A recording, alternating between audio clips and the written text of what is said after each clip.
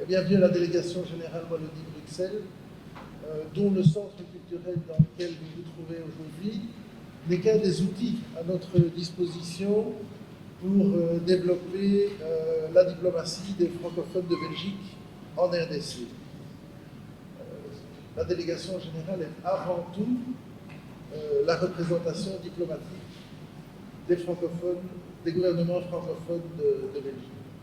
La perspective de la mise en œuvre des activités du projet coaching territorial constitue une réponse idéale, susceptible de combler les déficits en management constatés dans la gestion des ETD. Cette démarche va renforcer les capacités des responsables des entités de base dans divers domaines et faciliter les nouveaux partenariats entre les collectivités du Maroc, de Belgique et de la RDC. La ville de Kinshasa est honorée par la tenue de ces assises et surtout par le lancement du projet coaching territorial pour stimuler la bonne gouvernance territoriale dans la ville de Kinshasa. Et le projet contribuera à l'amélioration des relations entre l'administration et les administrés.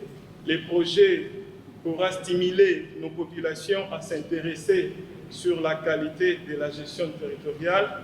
Le projet contribuera à réduire la méfiance, les conflits, ainsi que la frustration au niveau de nos populations.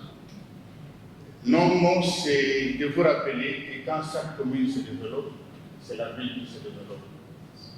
Et quand chaque ville se développe, c'est le pays tout entier qui se développe. Le coaching territorial est une approche de gouvernance concertée en vue d'un développement économique local. Nous avions été contents quand on a lancé les programmes de développement local des 145 territoires. Mais quand ce programme a été lancé, dans la mise en œuvre de ce programme, on avait écarté la société civile et il y avait un élément de ce développement dont la société civile était en train d'insister, gloire à Dieu, c'était le coaching territorial parce que nous avons insisté sur la bonne gouvernance en disant que c'est bien de faire tout ce que vous avez fait dans le programme de développement des 145, mais qui va les gérer et comment on va les gérer? Je voudrais saluer la participation des chefs de province, des maires, mais également de la société civile dans sa diversité, parce que c'est cette diversité-là qui fait sa force, à croire au coaching territorial, à travailler ensemble pour le progrès, pour le développement économique et social, pour la prise en des préoccupations des populations du RDC, et en premier exemple ici à Kinshasa et après au niveau du Congo central.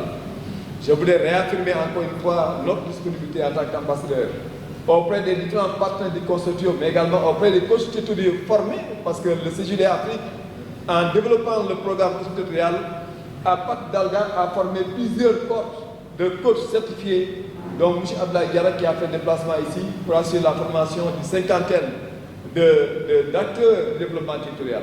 On voit que la société civile est impliquée. On voit que les entités territoriales sont présentes.